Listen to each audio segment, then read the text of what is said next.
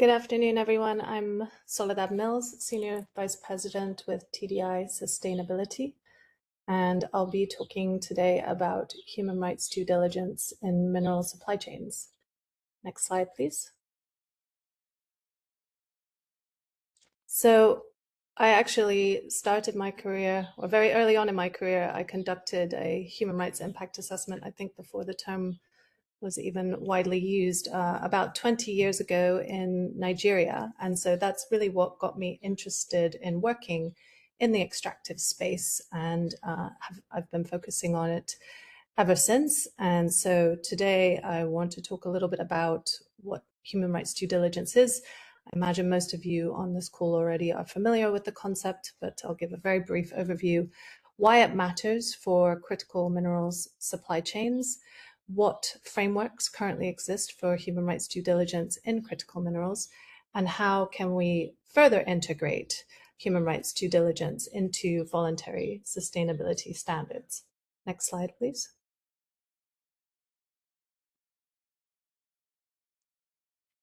And next slide. So firstly, very briefly, human rights due diligence is the process of identifying, preventing, and mitigating human rights risks and impacts across a company's operations, products, services, value chains, and business relationships. It's essentially a management system, and it's grounded in the UN Guiding Principles on Business and Human Rights, which were published in 2011 and have since been operationalized through various OECD guidelines, as well as some of the voluntary sustainability standards we've heard from today. And the UN Guiding Principles essentially establish 3 pillars to protect human rights through the state duty to protect populations from human rights abuses committed by third parties, including businesses, by enacting laws, regulations, and policies to ensure companies operating within their jurisdictions respect human rights. And companies similarly have a responsibility to respect human rights by avoiding infringing upon the human rights of others and addressing any adverse impacts with which they're involved, whether directly or indirectly. And they do that through conducting human rights due diligence. And lastly, victims of business-related human rights abuses must be able to access effective remedy through both judicial and non-judicial mechanisms.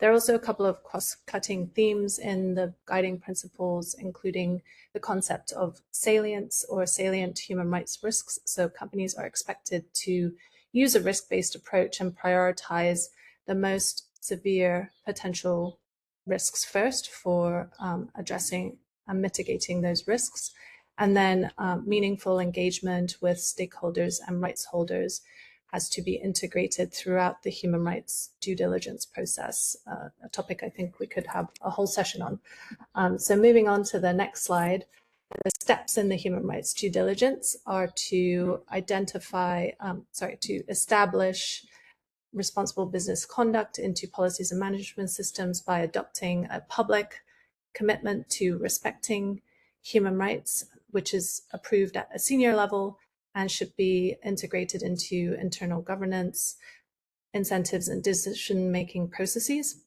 Companies also need to then identify and assess actual and potential adverse impacts by mapping their own operations as well as their value chains and their business partner relationships to identify where human rights abuses could occur or are occurring.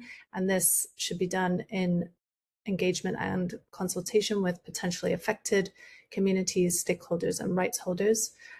Where impacts are identified, companies need to act to cease, prevent, or mitigate those adverse impacts and remediate any harms they may have caused, whether that's through direct attribution or harms they have contributed to through their business relationships or supply chain, and they need to mitigate those impacts through those relationships using their leverage. And then fourthly, they need to track implementation and effectiveness to monitor whether their mitigation and remedy actions have actually improved the outcomes for affected people. Then they have to report on how they've identified and addressed their human rights impacts externally to affected stakeholders, and to help stakeholders and rights holders understand how the company is addressing human rights risks. And lastly, they need to provide for or cooperate in remediation processes where they've caused or contributed to harms. They need to either provide operational level grievance mechanisms, provide remedy through judicial or non-judicial means, or cooperate with other remedy processes. Next slide. So one last point, just to differentiate between human rights due diligence and human rights impact assessments, as sometimes these terms are used interchangeably. Human rights impact assessments are essentially one of the tools of the human rights due diligence process, and it's one of the ways that companies can identify potential or actual human rights risks and impacts, and identify potential risk mitigation and remedy measures. So it's typically a human rights impact assessment is typically a discrete process, a time-bound process that may involve a deep dive on a specific issue or stakeholder or rights holder. For example, we have conducted human rights impact assessments at a mine in Nicaragua with a focus on indigenous peoples' impacts and impacts on artisanal and small-scale mining communities. Whereas a human rights due diligence process is an ongoing, continuous process and a management system to establish processes for the ongoing identification and mitigation of human rights risks and impacts.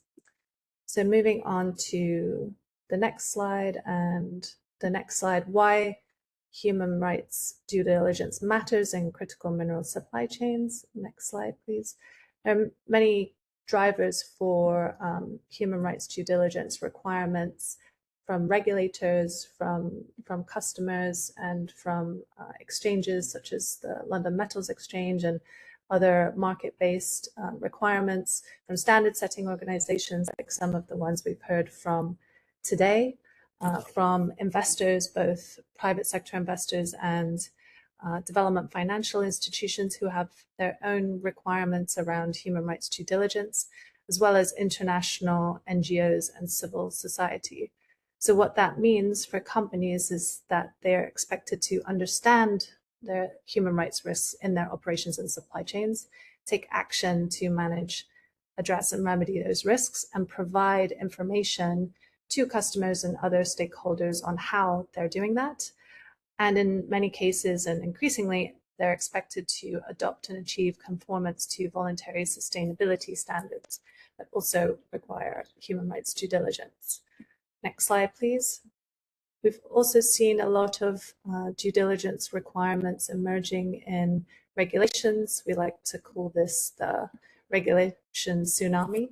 As you can see, over the last 15 years, there has been a growth in due diligence regulations that either explicitly require human rights due diligence or due diligence around specific issues such as conflict, forced labor, child labor.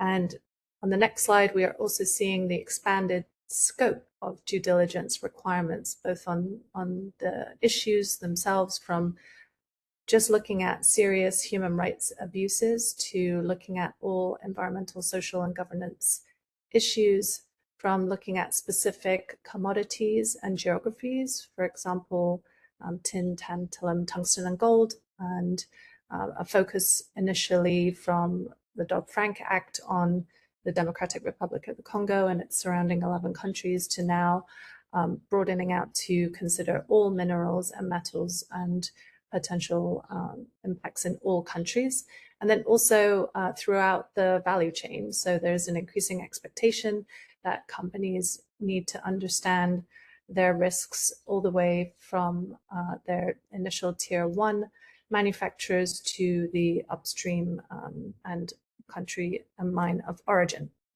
Next slide, please.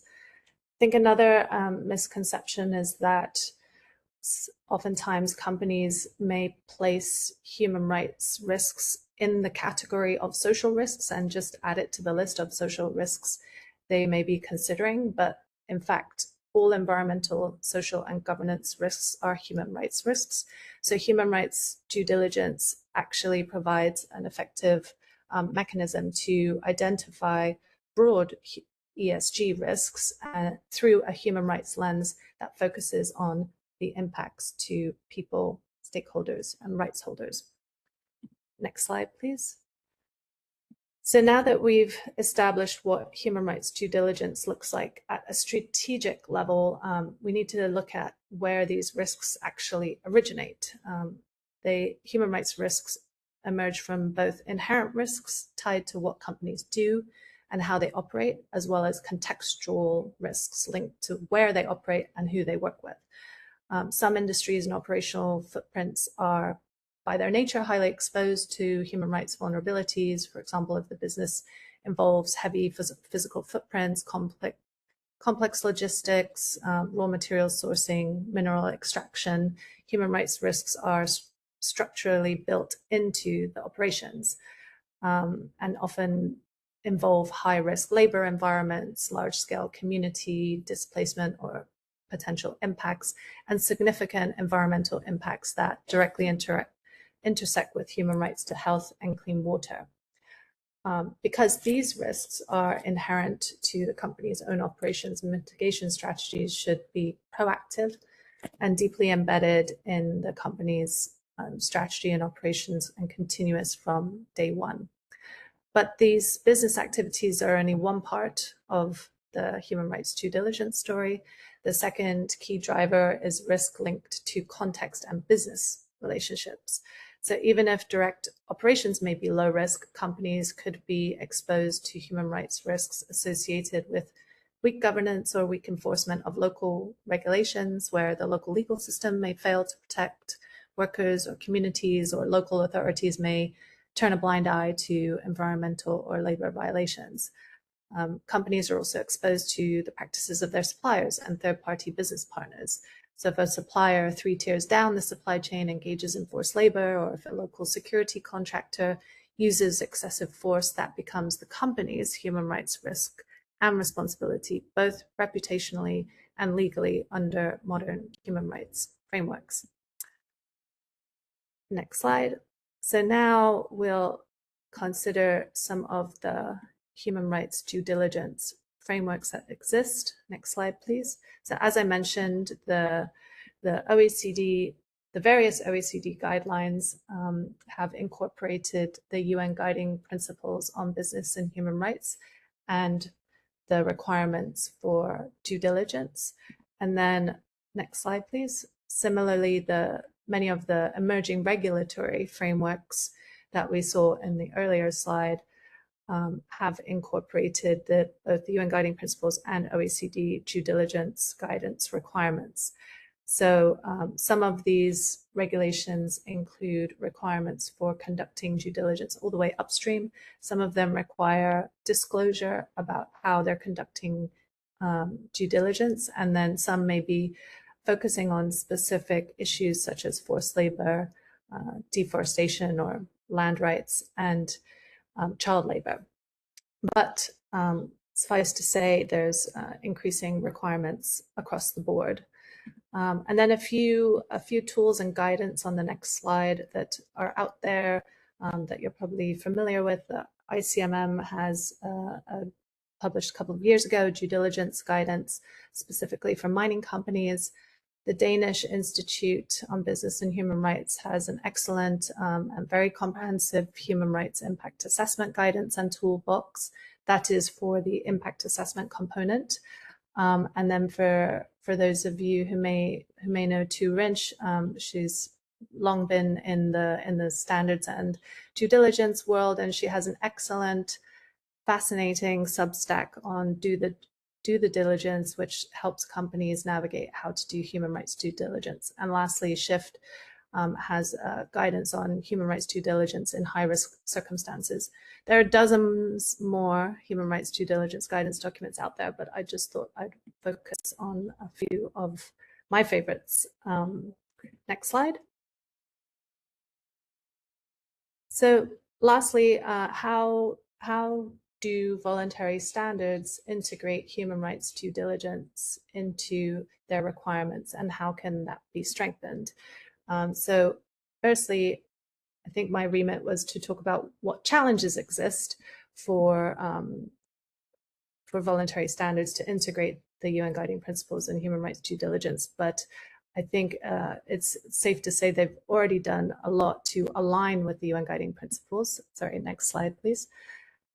Because many of the voluntary sustainability standards we've heard from today include comprehensive requirements for human rights due diligence in line with the UN guiding principles, as well as requirements around effective grievance mechanisms. So this obviously helps to put some teeth into what is otherwise a non-binding soft instrument, and has also helped, I think, companies become more familiar with the concept of human rights due diligence, and it's now increasingly becoming a minimum requirement across the board.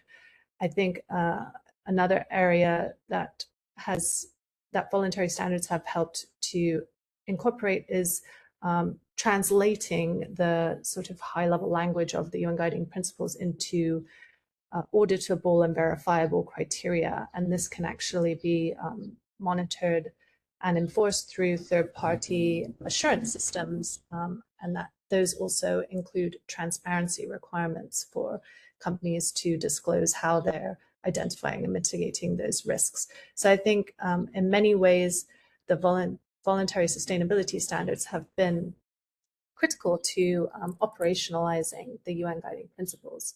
But of course, there's always room to do more. And on the next slide, as we look to the future of human rights due diligence, and as we've seen from the previous presentation or previous presentations, it's clear that voluntary sustainability standards are evolving. And certainly credible multi-stakeholder rights-based standards have moved beyond static pass-fail checklists to evolve into dynamic frameworks that actively support corporate accountability in an increasingly regulated landscape. So on this slide, we highlight 3 critical opportunities where we can strengthen human rights due diligence within these voluntary frameworks. And I know many standards are already thinking about this or even implementing these concepts. So this is just meant to amplify the good work that's already being done. So firstly, there's an opportunity to build in downstream linkages rather than focusing solely on upstream sourcing. And with emerging legal frameworks like the European Battery Regulation or the Corporate Sustainability Due Diligence Directive, downstream buyers need more than just a certificate. They need data, and they need to do this as part of their own human rights due diligence requirements. So to bridge this gap, voluntary standards that build explicit downstream traceability and transparency directly into their design will have increased uptake along the value chain, which means embedding standardized data attributes that can flow into digital product passports, such as the Global Battery Alliance's Battery Passport Initiative, which, as we heard from Jeff's presentation, are becoming increasingly a focus of regulators and other stakeholders. And so this way, voluntary standards can provide the actual physical data infrastructure needed for mandatory regulatory compliance, due diligence compliance specifically. Secondly, we need to strengthen actual remedy rather than just focusing on grievance intake. And so grievance mechanisms have been measured by quantitative throughput. So how many complaints did they receive? What is the speed of the resolution? But just because a complaint has been closed doesn't necessarily mean that a harm has been effectively remedied. So we should be pivoting our metrics towards more qualitative remediation outcomes and actual rights holder satisfaction. So this means standard setting organizations themselves should consider the quality of remedies and evaluate those as part of the assurance process. And they could also offer capacity building support and share good practices on what effective remedy looks like. Standards may also consider systemic interventions such as collective industry-wide funding mechanisms to ensure that when violations occur, remediation is financially and structurally viable, especially where direct attribution of a harm to a single corporate actor is not possible, or where corporate accountability falls short, or to provide access to remedies after a mine has closed. I know Irma is definitely taking a lead in this area, and gave an excellent presentation at the UN Business and Human Rights Forum last year on this topic of grievance mechanisms and remedies. So highly encourage you all to check that out. And then finally, standards can extend rights holders' participation beyond basic consultation directly into assurance and governance processes. Consultation is often a one-off transactional event. We ask affected communities for feedback during standards drafting, and then we don't necessarily have other ways to engage them. So to give rights holders an opportunity to more meaningfully engage in these processes, they should have permanent formalized roles within the system. This could mean integrating community representatives directly into governance boards, assurance panels, and even complaint adjudication bodies. We should also actively build the capacity of local rights holders to participate as co-auditors or independent assessors. So we could, for example, consider fee waiver programs or scholarships for auditor training, and recognizing other types of qualifications to allow us to move from top-down external monitoring to more bottom-up localized assurance. And I say we because for 11 years I worked in a standard setting organization called Equitable Origin, which developed the EO 100 standard for responsible energy development. And this is something we really tried to do to ensure that the way we designed the assurance process enabled local communities and indigenous peoples to act as assessors in the process.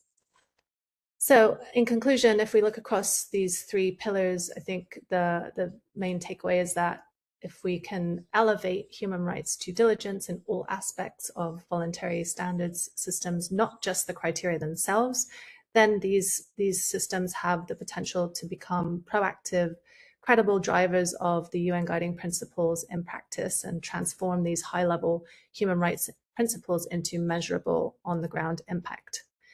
Thank you so much for the opportunity to present today, and look forward to your questions and comments, although I know we're very short on time.